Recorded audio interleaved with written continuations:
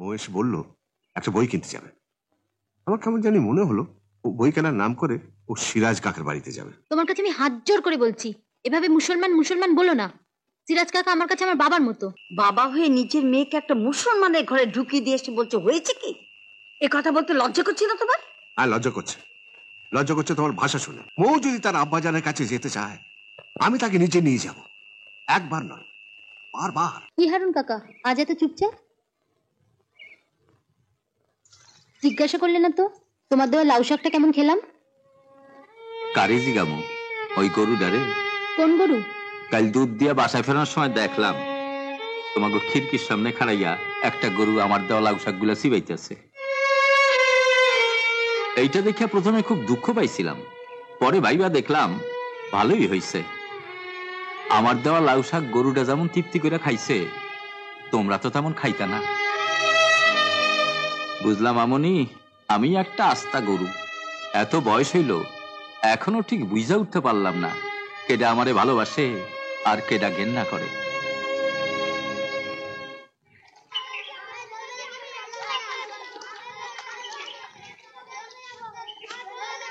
এদিকে কোথাও যাচ্ছিস বলতো?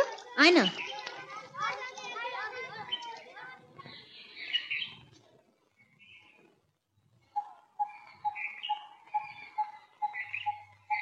হারুন কাকা, ও হারুন কাকা, একটু শোনো। আরে কি ব্যাপার দিদিমণি, তুমি এইখানে?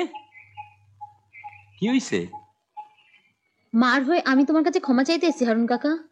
এ কি কইতেছো দিদিমণি, আমার মতো একটা গরিব গোয়ালার কাছে তুমি ক্ষমা চাইবা কেন? গরিব বড় লোক এসব আমি মানি না হারুন কাকা, সব মানুষই মানুষ। মা তোমার মতন মানুষের ভালোবাসার দাম দিল না, এটাই আমার দুঃখ। চলি। একটু খাড়াইবা, গাছের থেকে পেয়ারা পেয়ারা রাখছি, দুইটা লই আসি, খাইবা তো? কেন খাবো না, নিয়ে এসো। আমি কিন্তু আগেই বলে দিচ্ছি ওই মুসলমানের দেওয়া পেয়ারা আমি খাবো না। ভালোই হলো, আমি দুটো খাবো।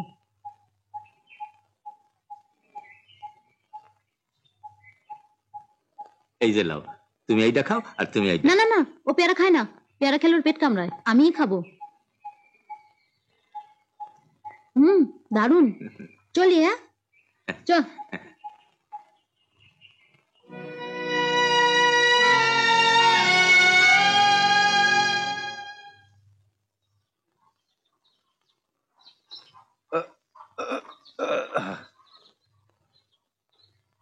এই চরগায় উঠছেন কেন?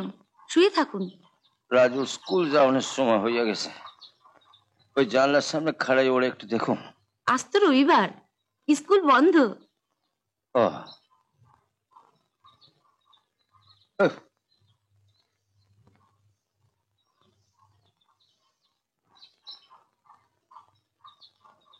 তুমি আবার ওই বাসায় গিয়া আমার অসুখের কথা ওই মায়াটারে কিছু কইও না। সিরাজ কাকার জ্বর হয়েছে? জ্বর বলে জ্বর, বিছানা থেকে একদম উঠতেই পারছে না। ইস, তুমি একটু বালি টালি করে দিয়ে আসতে পারলে না? আমার হাতে এত সময় কোথায় বলো? তোমাদের বাড়ি কাজ সেরেই আবার ছুটতে হবে হারান মণ্ডলের বাড়ি। আজ রবিবার, স্কুল ছুটি। মা তো বাড়ি থেকে বেরোতেই দেবে না। দেখো তুমি কি করবে।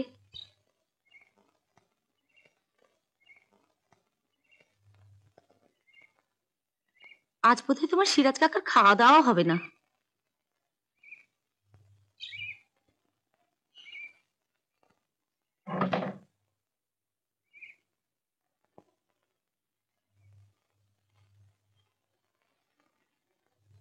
বাবা, বল। কাগজটা একটু সরাও না। বল। লতা দিয়ে এসে খবর দিল সিরাজ কাকার খুব জ্বর, বিছানা থেকে উঠতেই পারছে না। আমায় কি করতে হবে বলো? আমার তো একটু যাওয়া দরকার, একটু কিছু না খাইয়ে দিয়ে এলে সারাটা দিন তো না খেয়ে থাকবে। সবই তো বুঝলাম, কিন্তু যাবি কি করে? তোর মা তো তোকে বেরোতেই দেবে না। আমি একা কেন বেরোবো? তোমার সঙ্গে বেরোবো। আমার সঙ্গে? তুমি মাকে বলবে আমার একটা বই কিনে দিতে যাচ্ছ। কেনই বললাম, কিন্তু তুই তো তোর সিরাজ কাকার বাড়ি যাবি, আমি এতক্ষণ কি করব? তুমিও আমার সঙ্গে সিরাজ কাকার বাড়িতে যাবে? না না, আব্বা জান আর তার মেয়ের মধ্যে কথা হবে, আমি এর মধ্যে থাকতে চাই না। তাহলে সিরাজ কাকার বাড়ির উল্টো দিকে যে চায়ের দোকানটা আছে, তুমি ওখানে বসে চা খাবে। ঠিক আছে। তুমি চট করে ধুতি পাঞ্জাবিটা পরে নাও, আমি শাড়িটা পাল্টেই আসছি। আচ্ছা।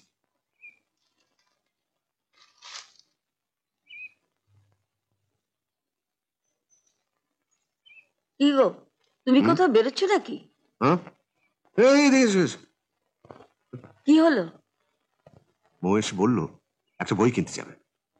আমার কেমন জানি মনে হলো ও বই কেনার নাম করে ও সিরাজ কাকার বাড়িতে যাবে। আমি বললাম একা যেতে দেবো না, আমি তোমার সঙ্গে যাব। যাক, এতদিনে মাথায় বুদ্ধি গজিয়েছে। বুদ্ধি আমার ছিলই, কাজে লাগাতাম। আজ দরকার মনে হয়েছে, একটু কাজে লাগালাম। মেয়ে বড় হয়েছে এটা ভেবে মাঝে মধ্যে বুদ্ধিটা কাজে লাগে। উফ, কি যে করিস! কি গো বাবা, এখনো তৈরি হয়নি? কেমন জব্দ! এবার থেকে যেখানেই যাবি বাবাও সঙ্গে যাবে। হ্যাঁ,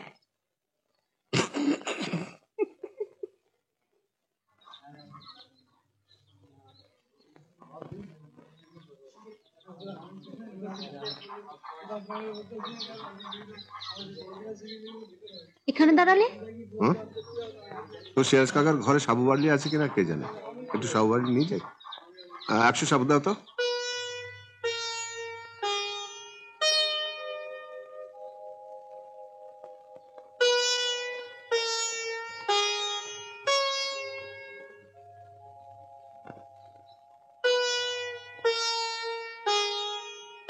কে? তোমার আমি না।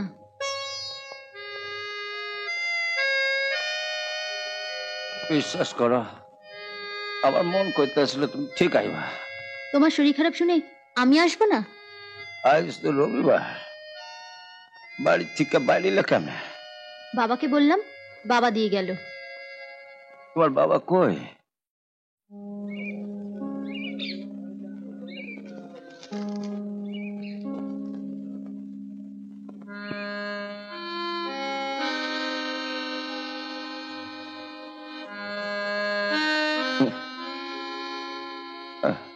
নাও, আস্তে আস্তে খাও। কি দেখছো? দেখলাম আমি কার কোলে শুইয়া রয়েছে। আমার মাইয়া আমিনার কোলে না আমার আম্মার কোলে? নাও খাও।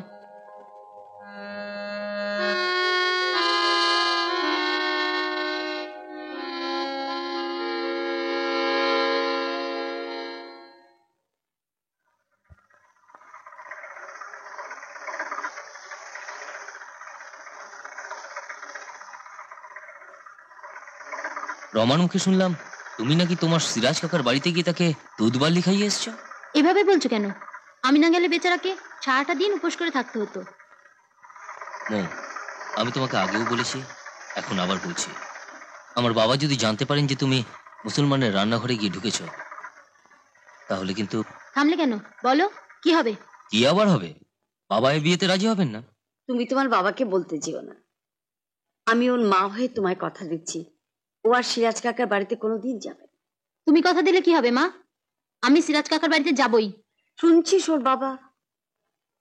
আমি সিরাজ কাকার বাড়িতে যাই বলে ওর বাবা যদি বিয়েতে রাজি না হয়, হবে না বিয়ে। একটা মুসলমানের জন্য। মা, তোমার কাছে আমি হাত জোর করে বলছি, এভাবে মুসলমান মুসলমান বলো না। সিরাজ কাকা আমার কাছে আমার বাবার মতো। চুপ কর, বাবার মতো? তুমি নিশ্চিন্তে বাড়ি যাও বাবা, ওর বাবা আজ অফিস থেকে ফিরে আসুক। ওনাকে বলেও কোনো লাভ নেই। গত রবিবার বই কেনার নাম করে উনি নিজে বাড়ি থেকে বেরিয়ে মৌকে সিরাজউদ্দিনের বাড়িতে পৌঁছে দিয়ে এসছেন। কি বলছো তুমি? যে সর্ষে দিয়ে আপনি ভূত তাড়াবেন ভাবছেন, সেই সর্ষের ভেতরেই ভূত রয়েছে। কিরে, ও যা বলছে সব সত্যি? তোর বাবাই তোকে ও বাড়িতে পৌঁছে দিয়েছিল? হ্যাঁ দিয়েছিলাম, তাতে হয়েছেটা কি? বাবা হয়ে নিজের মেয়েকে একটা মুসলমানের ঘরে ঢুকিয়ে দিয়ে এসে বলছো হয়েছে কি? এ কথা বলতে লজ্জা করছে না তোমার? হ্যাঁ লজ্জা করছে, লজ্জা করছে তোমার ভাষা শুনে। কি বললে? বললাম আমি যেমন মোয়ের বাবা, সিরাজউদ্দিন তেমনি মোয়ের আব্বাজান। মৌ যদি তার আব্বাজানের কাছে যেতে চায়, আমি তাকে নিজে নিয়ে যাব। একবার নয়, বারবার। তার মানে এ সংসারে আমার কোনো দাম নেই? মানুষের প্রতি মানুষের ভালোবাসার দাম যে দিতে পারে না, তার আবার দাম কিসের? ঠিক আছে, আমি দাম দিচ্ছি।